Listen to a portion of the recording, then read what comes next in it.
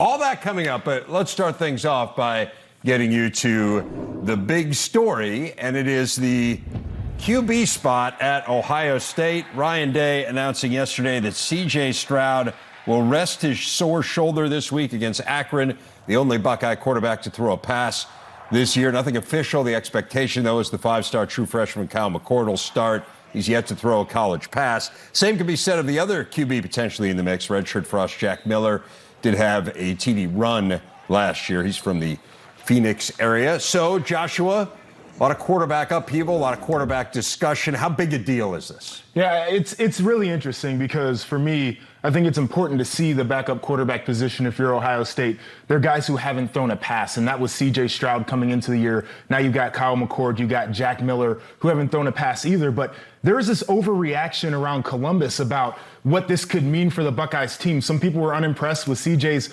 previous performance. He had 185 yards passing and a touchdown. Wasn't enough. And so now they're looking at this as an opportunity for maybe the next guy to step in and take over that quarterback slot. I say against Akron, the quarterback should look good. I think it's a bigger story if either one of these backup guys goes out there and they don't look very good. So I'm not ready to get there on an overreaction. I think it's good to get guys reps, but that's about it. Okay, so does this become a little bit of a double-edged sword? Because you're right, Akron's bad. Okay, yeah. So if they don't beat Akron by a large margin, then there are bigger issues. But let's say they do. Let's say they do what you would expect Ohio State to do, which is they improve on defense, are a little bit better, and then they put up big numbers offensively. So now what? I mean, now are you in a box? Let's say Kyle McCord goes out and has a day like Graham Mertz had last year against Illinois. And so now all of a sudden it's, well, maybe this guy's better. I mean, how do you deal with that then? Are you creating more problems here? I understand resting Stroud. Yes. I'm not saying don't rest Stroud, but I'm saying, like, could this just now we got another problem on our hands? Yeah, I think this is a great opportunity about playing such a team like Akron, where if the backup quarterback does look really good, as a head coach, you can say, well, he looked good against Akron, but we've seen other things on tape against better competition from CJ that we like, and you can give him at least the opportunity to play himself out of a job. Now, if it comes out there and the backup situation is better than what you have at starter, then you can make a decision. I don't see it necessarily getting to that point just because the level of competition lends itself that anybody could really perform well who's a competent quarterback. And to be completely honest, as you look at CJ, everything's not perfect. He's a 19-year-old guy. Things aren't going to be perfect for him. And he's like third in the Heisman odds right now. Like, when people are expecting Justin Fields from, 3 starts out of CJ Stroud, and it's not quite going to be that. Right. So this is where I'm with you. I mean, it's not like the offense is broken. They're averaging more than 8 yards a play. That's 5th in the nation. But it is... and again, this is normal, right? I mean, people are going to quibble. You want perfection. This is the kind of program that strives for that. You're coming off Justin Fields, who's going to be starting a game in the NFL this week. I get all of that, but it really has been much more about the defense than any issues with the quarterback, especially when you consider that Stroud, as we've learned now, is battling a sore shoulder. How about big picture? What do you want to see from Ohio State in this game? Is there anything here that could kind of quiet the critics? Do they need to win 63-0? Like, what would be a good result? Yeah, I mean, you talked about it. If Ohio State goes out and they don't look very good, I think that's a real big issue against this Akron team. I mean, they open up as a 7-touchdown favorite in the game, so you want to see them blow it out to that type of margin. I think defensively, you want to see them take that next step. If this is an Akron team that they should be able to overpower, that's what you want to see. And there are things that are going to be tangible for Buckeye fans to see some of those steps forward. Can they get sacks? Because they have not done a very good job of that on defense. Can they limit some of the explosive plays in the pass game? Because that's something that they struggled with as well. And then offensively, I think it's about efficiency. And we've seen this Ohio State offense do it a couple of different ways where they've been explosive in the pass game. You look at that second half against Minnesota. But this last game against Tulsa, they were able to go out there and run the ball at will. And it was a lot of what Tulsa did defensively that lent itself to that game plan. But you want to see this offense go down there, similar to what Michigan did a week ago. First 9 drives, Michigan scores touchdowns on those drives or whatever the stat was. That's what you want to see out of Ohio State this week. Right. So what is in the cause for concern meter from you? Because I'm sensing on some levels maybe you're not as concerned as others are. I mean, 1 to 10, 10 being incredibly concerned, 1 being they're fine. Where do you fall in there? I'm north of 5 right now. I'm not ready to completely sound the alarm because it's still so early in the year. The thing that gives me concerns is the defense is seeing the same issues that we saw a year ago out of Ohio State. And that's something that I'm not exactly sure that they can correct up fully during the course of the year. The reason why I don't get too concerned is I think you can win a lot of college football games with an offense like what Ohio State has, and that's always going to keep them competitive. So as long as we see those incremental increases defensively, you start to feel better about the situation. Now, if the offense takes a step back and CJ's really hurt and maybe the backup quarterback situation isn't great, that's when I'll start to sound the alarms. I'd say the issues are actually a little worse on defense than they were a year ago. Yeah, just because last year they got torched in the passing game, but they were really good against the run. This year we've seen it's all over the place. It's been bad on both fronts. A reminder, we have that game tomorrow. You can see it here on the Big Ten Network. Again, Ohio State in primetime against Akron. It's our lone primetime game. Get a chance to see number 6 Penn State in the early window. Northwestern there as well. Conference game midday as Purdue and Illinois battle for the cannon. Maryland trying to stay perfect, taking on Kent State. Groundbreaking announcement at Iowa yesterday. The school becomes the first in the Power 5 and just the third in Division I to add women's varsity wrestling. They'll start competing 2 years from now. We'll have 10 scholarships.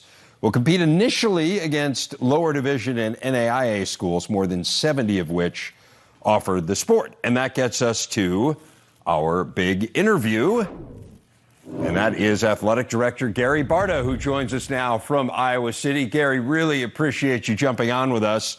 Let's get right to it. What made this the right moment for you to start a women's wrestling program?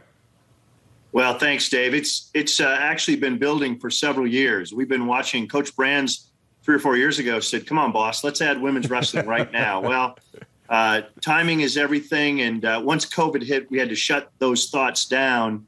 And then when you combine that with just working through the Title IX lawsuit, the combination of Iowa being the perfect place to be the first, and then looking forward, it was time, and we're so excited. Yeah, you did mention this. Look, I know it was a tough year last year. It was a tough year for everyone, but you shut down some programs at the beginning of COVID, and then, as you said, there was a Title IX challenge to it. So explain to us how kind of all of this is interconnected.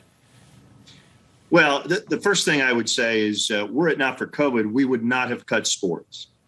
Were it not for the Title IX lawsuit, we weren't quite ready to add women's wrestling. We had already designed it in our new facility to have women's locker rooms, and we were excited to get it going at some point. But it was really the challenge of COVID changed everything in all of our lives. So it put it on hold. But with the lawsuit, it just really created the springboard to get started now. And being the first means something. I can't wait. Coach Brands can't wait. And we're going to quickly go out and look for a new head coach. And as you said, we'll spend the next year getting a coach, getting some athletes on campus.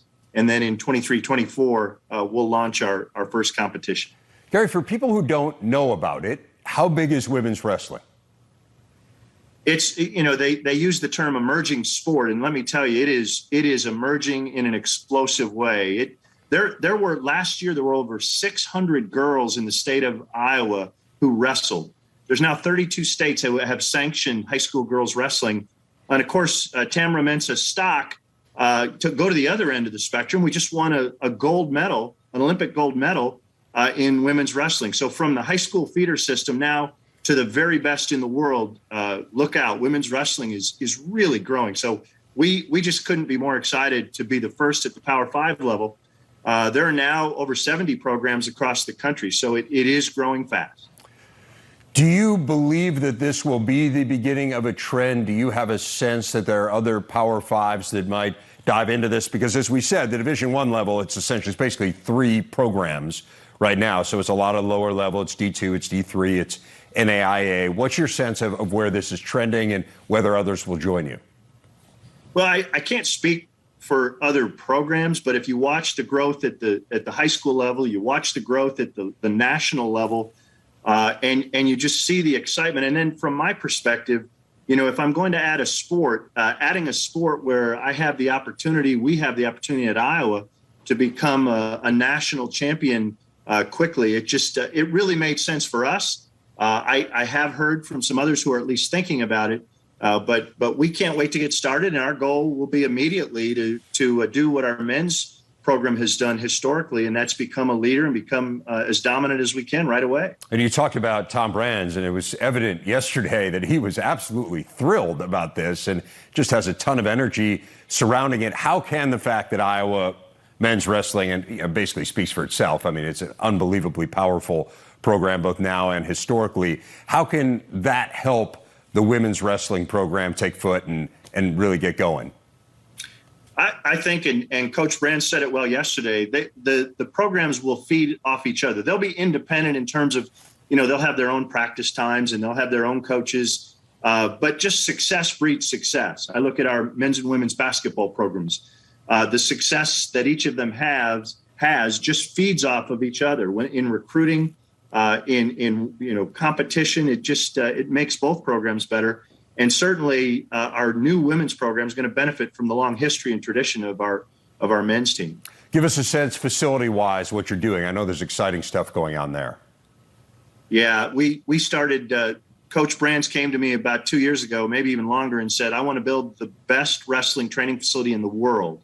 And he thinks big, we think big, and amazingly, we already have donors who have put up over $20 million toward that facility. So we'll begin construction on that once we get approval from the board this spring, and it'll open in 23.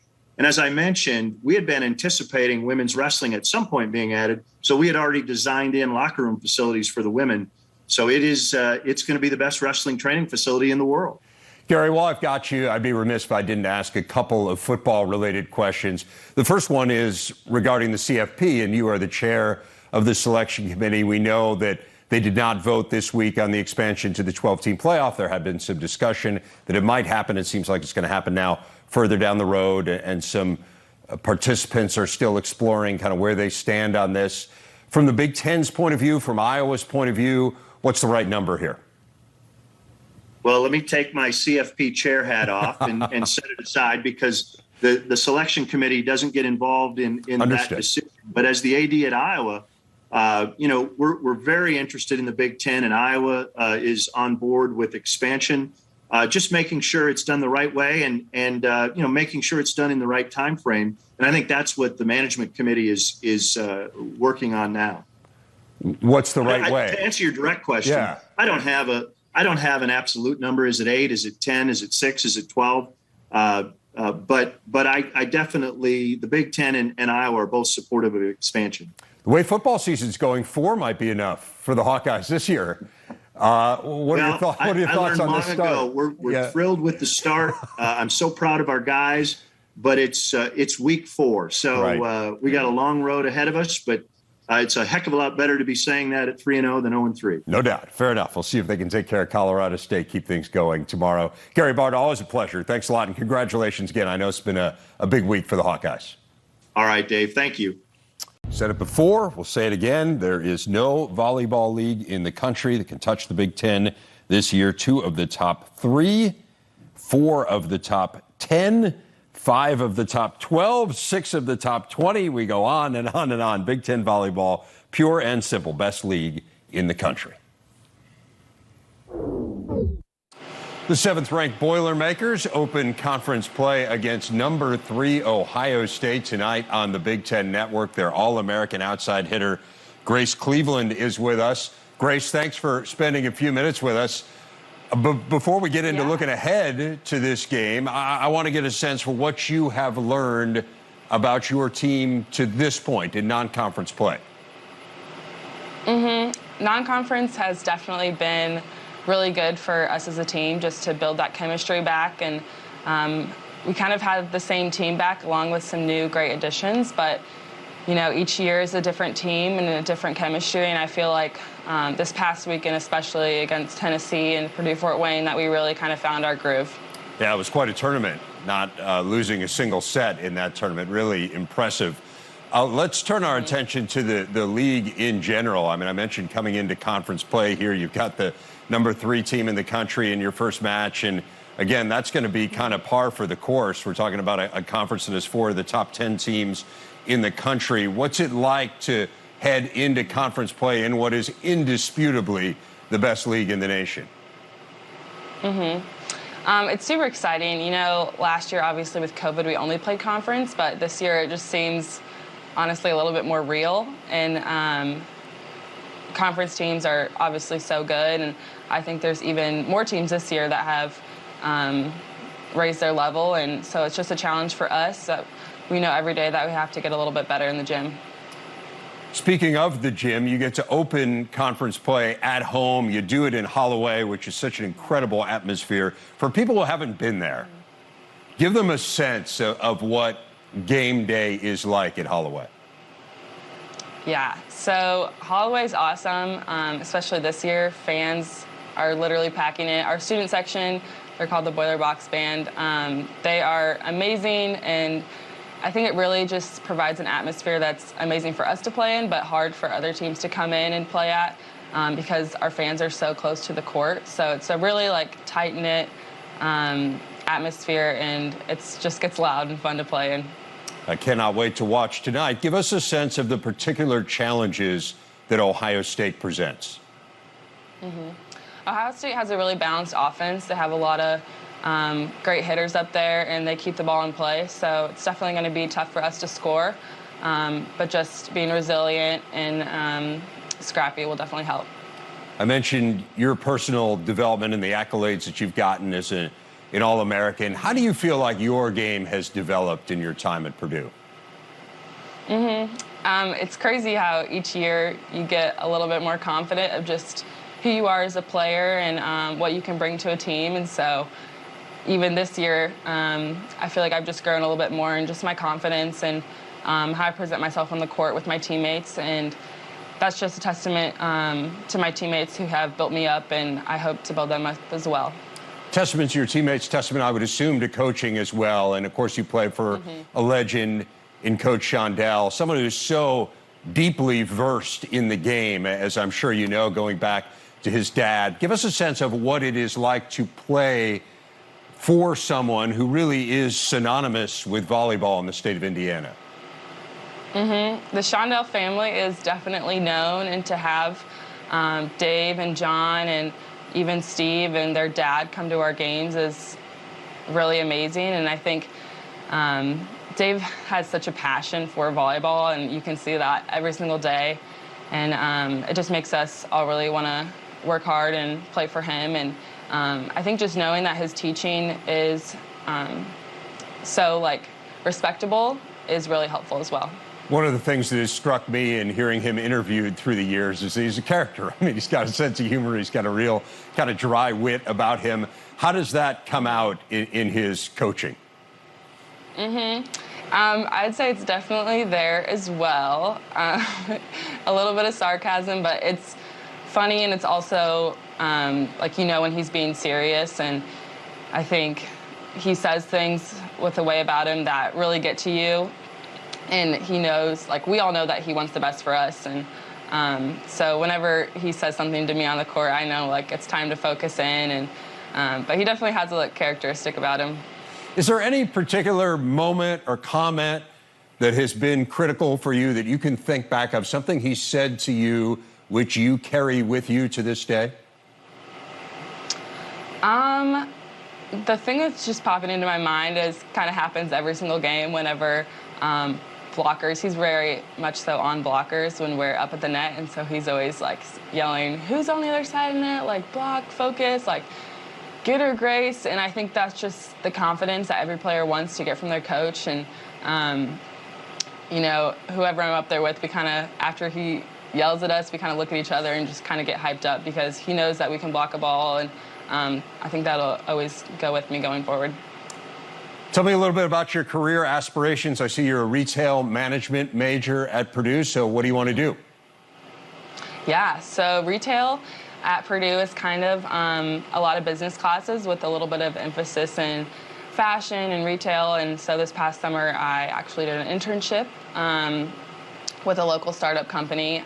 She started her own clothing line, so I really got hands-on experience with that. And going forward, I would love to work for a sports company like Nike or Adidas or Lululemon in their marketing towards other athletes. And so we'll see where that takes me, but yeah. Well, Grace Cleveland, it has been a joy to watch you out on the volleyball court here over the last 4 years. Best of luck in this match coming up here tonight on the Big Ten Network, and best of luck to you and your teammates all season. Thank you. Thanks for having me.